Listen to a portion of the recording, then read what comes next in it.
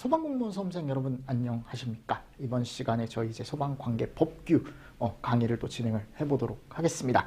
저희 공사업법 정리하다 말았죠, 그쵸? 그래서 공사업법 13조 착공신고부터 한번 정리를 해보도록 하겠습니다.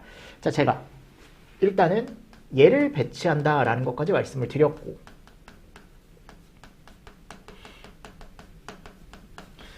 맞죠, 여러분들?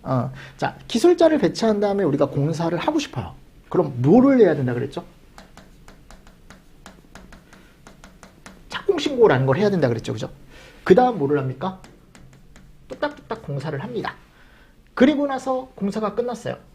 그럼 이쪽으로 넘어오는 거죠. 그러니까 요게 이제 하나의 어떻게 보면 순서다. 이렇게 넘어가는 거다. 그리고 마지막에 이제 AS 하자보수까지 정리를 하시면 공사는 끝나는 거예요, 여러분들. 근데 이 공사 내용이 생각보다 시험 문제가 잘 나옵니다. 그럼 처음에 착공신고를 한다라고 했는데, 그럼 공사업자는 공사를 하려면 내용, 시공 장소, 그 밖에 필요한 사항을 누구한테? 그렇죠, 본부장이나 서장에게 신고를 하죠.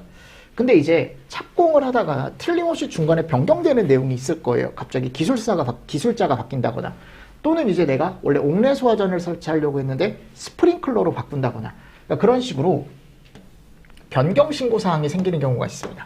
그럼 당연히 착공 변경이라는 걸 해야겠죠. 그래서 요거를 30일 이내 본사한테 꼭 해줘야 되고 2일 이내 처리를 한 다음에 신고인에게 통보를 해주래요. 근데 지금 여기 갔을 때 중요사항이라고 나와 있잖아요. 그럼 이 중요사항이 뭐냐라는 거죠. 이런 겁니다. 시공자. 공사를 실시하는 사람이 바뀌었다. 또는 소방시설의 종류가 바뀌었다. 또는 책임자가 바뀌고 소방기술자가 바뀌었대요. 맞죠? 그래서 인력이 바뀌거나 또는 소방시설의 종류가 바뀌면 우린 꼭 변경에 대한 신고를 꼭 해줘야 된다라고 나와 있습니다. 됐죠? 그래서 이거에 대한 변경 처리가 되면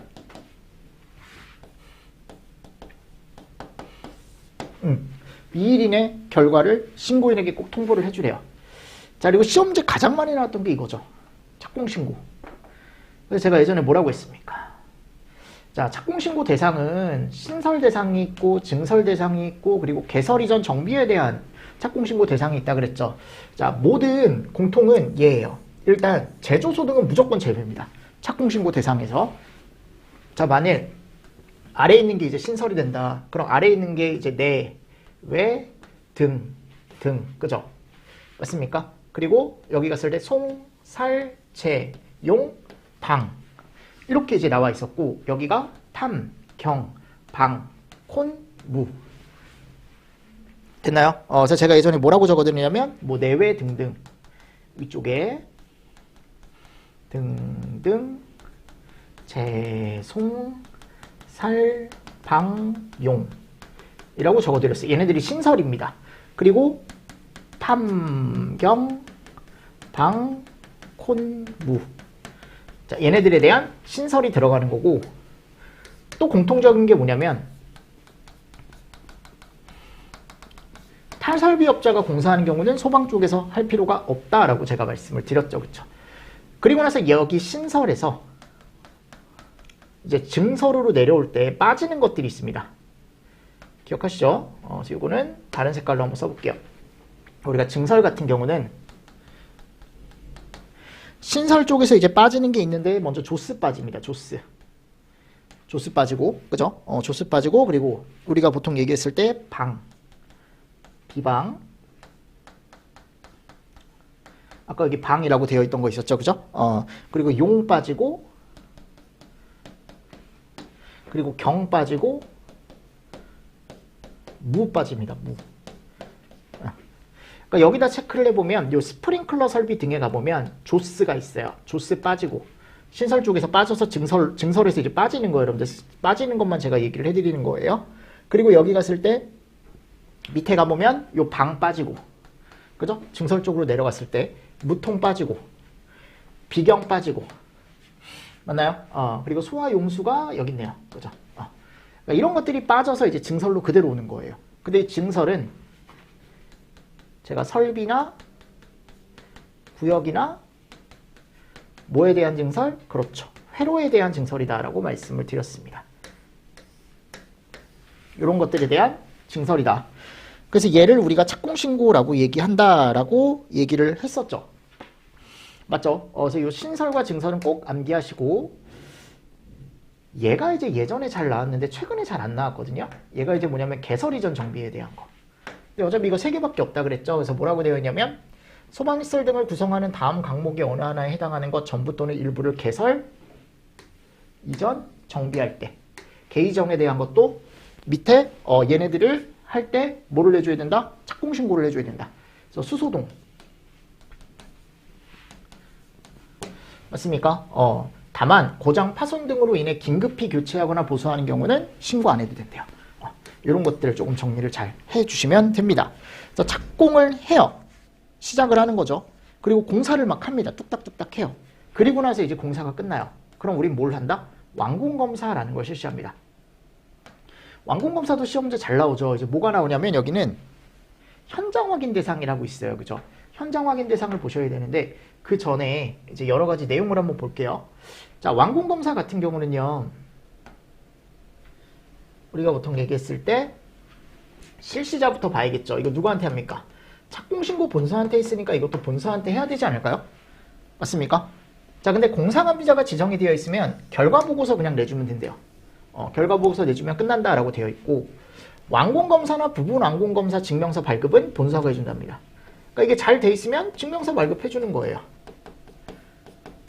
근데 꼭 현장 가서 확인을 해줘야 되는 완공검사가 제대로 돼 있는지 대상물들이 있다 그랬죠. 요게 시험 문제가 잘 나오죠. 요거.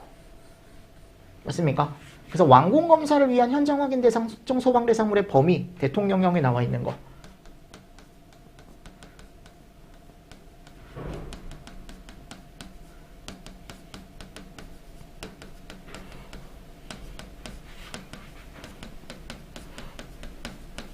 이런 애들 있다 그랬죠. 그쵸?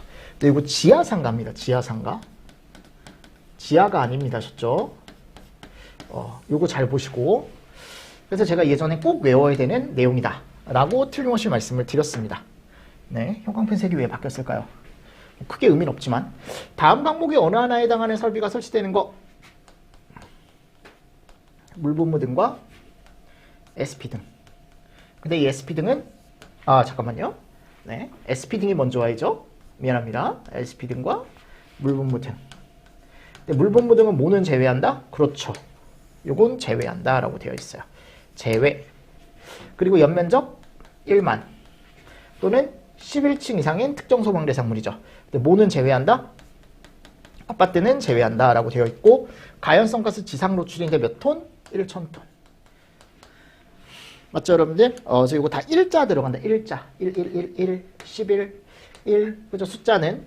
그리고 이걸로도 시험 문제 나와요, 여러분들. 잘 보셔야 됩니다. 1번도. 잘 보셔야 되고, SP 등, 물분무 등, 호실일 제외, 아파트 제외되는 거 잘 보시고. 됐습니까? 그래서 완공검사도 시험 문제가 여러 번 출제가 됐습니다. 자, 그럼 완공검사까지 받았어요. 자, 이제 추후에 내가 이제 공사를 받았을 때 소방시설에 잘못된 게 있다. 그럼 우리는 관계인 입장에서는 얘를 신청할 수 있다. 그래서 관계인이 공사를 한 누구한테? 그렇죠. 공사업자한테 나 이거 잘못된 것 같아. 좀 고쳐줘. AS 신청을 할 수 있다라고 그랬죠. 그래서 관계인은 소방시설에 하자가 발생하면 그 사실을 알려야 되고, 통보를 받은 공사업자는 3일 이내에, 3일이라는 거. 하자를 보수하거나 또는 보수 일정을 기록한 하사보수 계획을 관계인에게 서면으로 꼭 알려줘야 돼요. 근데 공사업자가 마음에 안 들면 여기 얘기할 수 있다 그랬죠. 본서한테. 자, 그게 뭐예요? 난 틀림없이 이거를 해달라라고 했는데 안 한 거예요. 이행을 안 한 경우. 또는 서면으로 알리지 않은 경우. 근데 하자보수 계획을 받았는데 이게 내 입장에서 너무 불합리한 거야. 그치? 그럼 일로 해야지, 공무원한테. 맞습니까? 그래서 이런 내용도 같이 정리를 좀 해주시면 좋고, 또 많이 나왔던 게 뭐예요? 이거죠? 이거. 그래서 제가 2년짜리와 몇 년짜리? 3년짜리가 있다라고 말씀을 드렸습니다. 여기 위에가 2년, 여기가 3년. 그죠? 요거 두 가지 같이 정리를 좀 해주시면서 넘어가 주시면 됩니다. 자, 그리고 16조 볼까요? 16조. 16조는 이제 뭐에 대한 거예요? 감리라고 되어 있습니다. 틀림없이. 감리. 맞습니까? 그러면 감리업자의 업무라고 들어가 있는데, 그죠? 거기 첫 번째 봅시다. 관계인이 누구를 지정하고 잠시만요, 여러분들. 감리업자 업무죠, 업무. 자, 업무는 이런 게 들어가 있더라. 근데 이런 게 이제 뭐가 들어가요? 얘네가 들어간다 그랬죠. 맞습니까? 이것도 최근에 시험 문제가 나왔죠. 소방시설 등의 뭐를 이제 적법한지를 보는 거냐면 설치 계획을 적법한지 먼저 봐주고요. 그죠? 맞죠, 여러분들? 그리고 두 번째 갔을 때 설계도서의 적합성을 봅니다. 설계도서. 그죠? 자, 그리고 세 번째 갔을 때 소방시설 등에 대한 설계 변경사항. 제가 그냥 비워놓은 거예요. 여러분들 한 번씩 보시라고 꼭. 그죠? 그리고 네 번째 갔을 때 소방용품의 위치, 규격, 사용 자재가 제대로 들어가 있는지 뭐 이런 것들 보게 되어 있고요. 맞죠? 그리고 공사업자가 한 시공이 제대로 되어 있는지 이런 게 이제 핵심 업무죠. 핵심 업무 5번. 그리고 요거 성능시험. 성능시험. 그리고 시공상세도면을 공사업자가 제가 작성을 한다 그랬죠. 맞습니까? 그리고 여덟 번째 갔을 때 피난시설이나 방화시설. 피난시설이나 방화시설. 그리고 실내장식물에 대한 불연화가 제대로 되어 있는지. 그리고 방역물품은 적법한 걸 썼는지 뭐 이런 내용들이 들어가 있습니다. 그러니까 정말 어렵게 나오면 이 적법이냐 적합이냐 적합이냐 적합이냐 요거를 구분하는 문제도 나올 수 있다라 그랬죠. 맞습니까? 근데 지금 적법이 하나, 둘, 셋. 적합이 하나, 둘, 셋, 넷. 그러니까 비슷해요. 그러니까 뭐 하나를 외우든지 여러분들 적법 먼저 외워두시고 나머진 다 적합이다 이렇게 외워두셔도 되고 적합을 외워두시고 나머진 다 적법이다 이렇게 외워두셔도 되고 무슨 말씀인지 아시겠죠? 그러면 당연히 하나라도 적은 게 낫겠죠? 이거 3개짜리 외우는 게 낫겠네. 그래서 적법을 외워두시는 게 더 좋지 않을까. 적법. 그리고 여기도 적법. 적법. 그죠? 이런 거. 얘만 적법이고 나머지는 다 적합이다 라는 거. 한번 정리하시면서 넘어가 주시면 될 것 같습니다. 됐습니다. 그리고 여기 가보면 이런 거 공사업자 들어간다라는 거. 공사업자. 이거 설계업자로 바꿔놔서 시험 문제가 나왔었죠. 그죠? 이런 것도 잘 보시고, 그리고 뭐 이런 것도 이제 완공 전 이렇게 바꿔놓을 수도 있고, 불연화를 뭐 난연화 이렇게 바꿔놓을 수도 있고요. 그죠? 그러니까 여러 가지로 여러분들 시험 문제가 나올 수가 있습니다. 이 업무는. 근데 제가 감리가 어차피 2개가 있다 그랬죠. 상주공사 감리가 있고 일반공사 감리가 있는데, 요 대상은 꼭 암기하셔라. 올해도 나왔어요. 그러니까 3만에 아파트 제외고 지하층을 포함한 층수가 16이죠. 16층 이상으로 500세대 이상인 아파트일 때 어떻게 한다? 우리가 상주공사 감리를 한다라는 거. 다시 한번 보시면서 넘어가 주시면 됩니다. 자, 근데 이 상주공사 감리는 공사 시작부터 언제까지? 끝까지. 그래서 배관을 설치할 때부터 완공검사 증명서를 발급받을 때까지 365일 상주공사 감리가 있다라고 생각하시면 되고 일반공사 감리는 그렇지 않다. 그래서 주 1회 이상 공사 현장에 가면 된다 그랬죠. 맞죠, 여러분들? 그래서 두 가지 구분하셔서 잘 정리를 해주시면 됩니다. 자, 다음 17조 볼까요? 공사감리자의 지정이라고 나와 있습니다. 지정. 자, 첫 번째 공사감리자의 지정. 자, 관계인이 누구를? 감리업자를.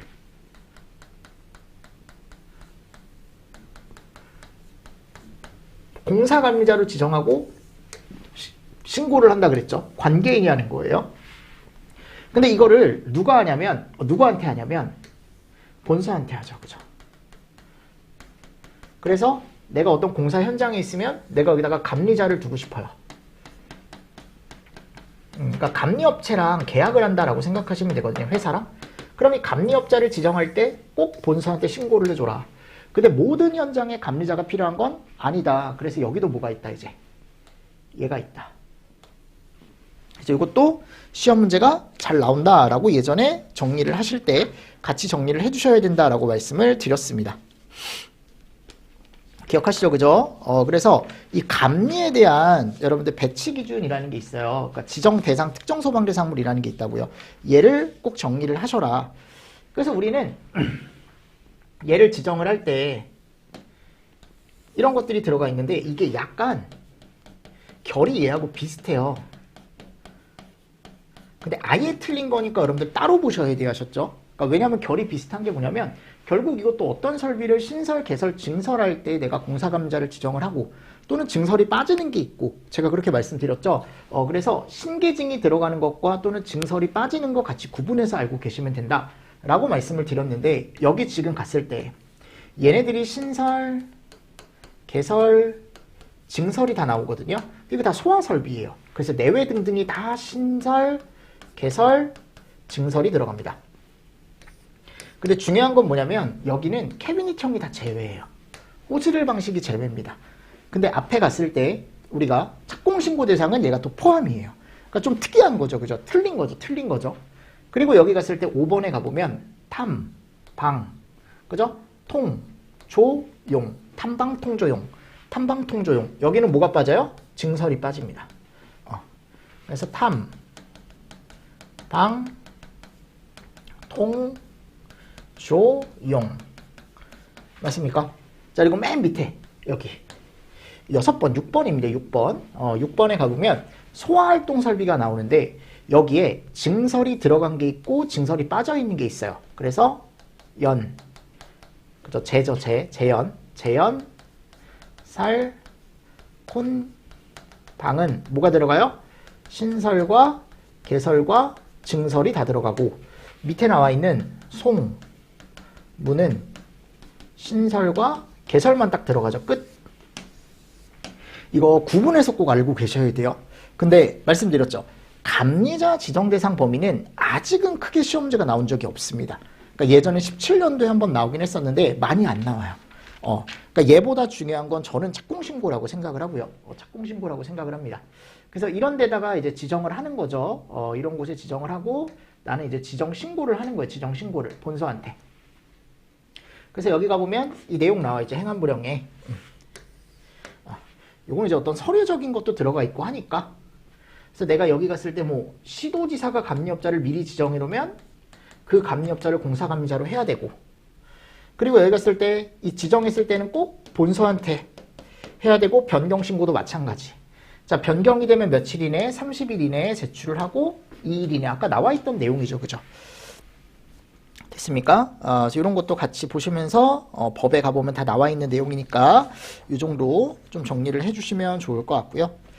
자, 그리고 나서 이제 감리원을 배치를 합니다. 그러니까 이게 신고와 배치 다른 거다라고 말씀드렸죠. 그래서 내가 아까 관계인이 감리업자를 지정을 한다 그랬잖아요. 그죠? 그럼 본서한테 지정 신고를 하고 나서 감리업자가 이제 일을 시작하면은 본인이 데리고 있는 감리원들 있죠. 그거를 현장에 배치를 한단 말이야. 그 배치를 하는 걸 배치 통보라고 얘기합니다. 배치 통보.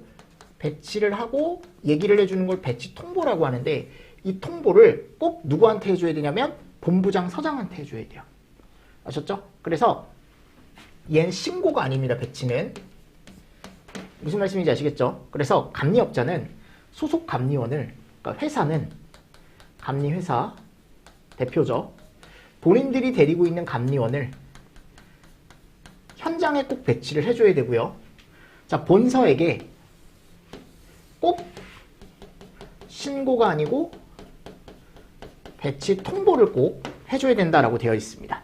그리고 세부 배치 기준은 뭘로 정한대요? 행안부령으로 정한다라고 법에 가보면 들어가 있죠. 그래서 얘가 나와요. 이것도 꼭 보셔야 된다 그랬죠. 그래서 앞에 기술자 배치 기준과 감리원 배치 기준을 또 따로 보셔야 되는데 얘 정도 보시면 돼. 책임 정도. 그래서 특급 중에 기술사, 특급, 고급, 중급, 초급. 자, 특급 기술사는 어디 현장에 20만 이상일 때. 지포 40층. 그죠? 특급은 3만에 20만 아파트 제외. 그리고 지하층 포함한 층수가 16층 이상. 40층이죠. 그죠? 그리고 고급 감리원이 물분무 등이나 재현. 재현 들어가 있고 3만에 20만인 아파트가 여기 따로 들어가요. 딱 아파트만 단독으로 들어가. 이게 좀 특이한 거죠. 그죠? 그리고 5천에 3만이 중급. 5천 미만이나 지하구가 초급. 이거 최근에도 나왔으니까 꼭 암기를 해 주셔야 됩니다. 그래서 이 기준에 맞춰서 본인이 데리고 있는 사람 중에 감리원을 배치를 해줘야 되는 거죠. 자, 그리고 나서 이제 5번째 가보면 이게 뭐냐면 일반 공사 감리가 담당할 수 있는 현장의 개수다라고 생각하시면 되거든요. 그래서 한 명의 감리원은 5개 이하의 현장을 담당할 수 있다. 그러니까 이게 이제 상주 감리는 이런 기준이 없고 일반 공사만. 왜냐면 일반 공사 감리는 주 1회 이상 제가 배치를 한다 그랬죠. 자, 5개 이하라고 하는데 이 5개가 아니고 2개를 하나로 봐주는 경우가 있거든요. 걔가 이제 뭐라고 되어 있냐면 자탐이나 옥내만 설치가 되어 있고 2개 중에 하나만 설치가 되어 있고 2개 거리가 30km 이하래요. 즉 어떤 일이 생기면 내가 그냥 차 타고 쏠 수 있는 거리. 맞습니까? 자, 이렇게 나와 있죠. 그러니까 이게 5개 이하 플러스 연면적도 10만이 되면 안 된다. 너무 넓으면 안 된다라는 거예요. 이게 주 1회 나갈 수 있다 보니까 월, 화, 수, 목, 금 다 나갈 수는 있어요. 다른 현장으로. 어떻게 보면 찢어서 돈을 받는 거죠. 근데 그게 쉽지가 않으니까 이게 그러니까 쉽지가 않다라는 게 아니고 이제 뭐냐면 너무 중구난방으로 다니게 되면 하나의 현장에 집중할 수가 없잖아요. 그죠? 그래서 이런 기준을 정해 놓은 거고 일반 공사 감리 대상의 아파트일 땐 연면적의 합계에 관계없이 그냥 무조건 몇 개? 5개. 그러니까 현장 개수로 그냥 딱 정해져 있죠. 이것도 하나. 아파트는 개수로만 정해져 있다라는 거. 한 번 더 보시면서 넘어가 주시면 좋을 것 같습니다. 자, 됐습니다. 자, 그리고 19조. 자, 감리업자가 예를 들어 감리를 했대요. 근데 뭔가 법에 맞지 않는 거야, 여러분들. 그러면 어떻게 해줘야 되냐면 공사업자에게 그 공사에 이거 요구할 수 있다 그랬죠. 맞습니까? 그럼 공사업자는 당연히 그 요구를 받았으니까 따라야 되는 거고 틀림없이 감리업자는 공사업자에게 얘기를 했어요. 근데 그냥 무시하고 계속 밀고 나가는 거야. 공사업자가. 내가 더 잘한다. 내 맘대로 할 거다. 밀고 나가는 거죠. 그러면 이거를 두고 볼 수는 없는 거예요. 어떻게? 본소한테 알려야죠. 이거를 보고를 해줘야 된다라고 들어가 있습니다. 됐죠? 자, 그리고 20조. 이건 결과 통보. 그래서 감리업자는 감리를 마쳤을 때 감리 결과를 특정 소방 대상물의 관계인, 그죠? 또 일을 준 도급인, 그리고 공사를 감리한 다른 건축사에게 서면으로 꼭 알리고 본서에게 얘를 제출해야죠. 맞습니까? 이거 꼭 알고 계십시오. 요거 예전에도 시험 문제 나왔으니까. 자, 근데 얘를 며칠 이내에 이제 해줘야 되냐면 7일 이내. 그래서 여기 서류가 나와 있어요. 첨부 서류. 거기 가보면 뭐 소방청장이 정하여 고시하는 소방시설 성능시험 조사표 한부, 착공신고 후 변경된 소방시설 설계 도면 한부, 공사 감리일지 한부, 상용승인 신청서 사용승인 신청을 증빙할 수 있는 서류. 요게 최근에 나왔습니다. 최근에 한번 나왔기 때문에 요거는 눈으로라도 한번 꼭 보셨으면 좋겠습니다. 자, 그리고 나서 이제 방염에 대한 내용이 원래 나오는데 방염에 대한 내용은 굳이 볼 필요가 없을 것 같고요. 볼 필요가 없을 것 같고. 자, 그리고 21조에 가보면 뭐가 나오냐면 도급이 나와요. 일을 주는 걸 얘기하는 거죠. 그죠? 그래서 관계인 또는 발주자는 도급할 때 해당 누구한테? 맞죠? 소방시설업자한테 도급을 꼭 해줘야 되고. 자, 여기 갔을 때 이제 또 뭐라고 나와 있냐면 다른 업종의 공사와 분리하여 도급해줘야 된다라고 나와 있거든요. 그래서 이게 누가 이제 분리 도급을 해줘야 된다는 거냐면 시설공사, 소방시설공사는 다른 업종 공사와는 같이 일을 주면 안 된다라고 되어 있습니다. 그래서 분리 도급을 해야 되는데 이 분리 도급을 예외 기준으로 해서 얘가 나와 있죠, 그렇죠? 그래서 이것도 시험 문제가 나왔죠, 요번에. 그래서 꼭 정리를 해 두셔야 됩니다. 그래서 긴급 착공일 때, 그죠? 기밀 유지일 때, 착공신고 대상이 아닐 때, 일천의 비경일 때, 문화재일 때, 누가 지금 곤란하다고 인정하는 경우, 청장이 곤란하다고 인정하는 경우, 대안 입찰, 일괄 입찰일 때, 뭐 기술 제한 입찰, 기술 기본 설계, 기술 제한 입찰일 때, 이런 예외 기준 한번 잘 정리를 좀 해주시면 좋을 것 같고, 그리고 도급받은 공사의 도급 금액 중에 공사의 임금에 해당하는 금액은 압류가 불가능하다. 뭐 이런 내용도 들어가 있었죠. 기억하시죠? 그죠? 자, 그리고 나서 이제 하도급의 제한이라는 게 나옵니다. 22조에. 요거는 원래 하도급이 안 되는데 일부를 딱 한 번만 다른 공사업자에게 하도급할 수 있다 그랬죠. 그 일부가 요 업종과 같이 받았을 때 일을. 그래서 주택건설, 건설, 전기공사, 정보통신 요 네 가지. 그리고 하도급계약심사위원회라는 곳이 있는데 이런 식으로 위원으로 구성되어 있다라고 되어 있습니다. 네, 이 정도 정리를 좀 해주시고요. 자, 23조가 보면 이제 도급계약의 해지라는 기준이 있습니다. 그래서 뭐라고 되어 있냐면 특정 소방대 상물의 관계인 또는 발주자는 도급계약의 수급인이 다음 각호의 어느 하나에 해당하는 경우에 계약을 해지할 수 있다. 그러니까 결국 뭔가 잘못된 거죠. 그죠?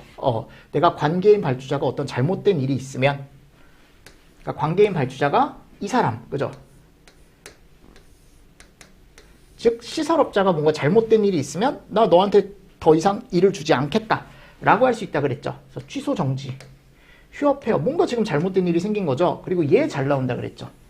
30일 이상 공사를 안 한대요. 내가 일을 시켰는데, 그죠? 말도 안 되는 거다. 그리고 24조 공사업자 감리 제한. 그래서 내가 친한 사람끼리는 공사와 감리를 같이 못한다 그랬죠. 그래서 공사와 감리업자가 같은 자인 경우, 하나의 기업인 경우, 임직원인 경우, 친족인 경우. 그리고 시공능력 평가 공시, 회사에 대한 공사 능력에 대한 평가 공시 누가 한다 그랬죠?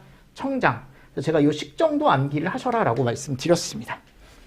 맞죠, 여러분들? 요 정도 정리를 조금 잘 해주시고.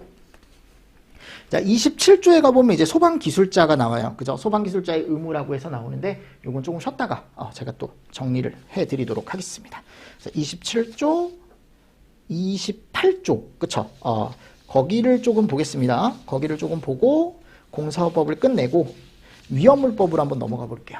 됐죠? 여러분들, 이번 시간도 수고 많으셨습니다. 수고하셨습니다.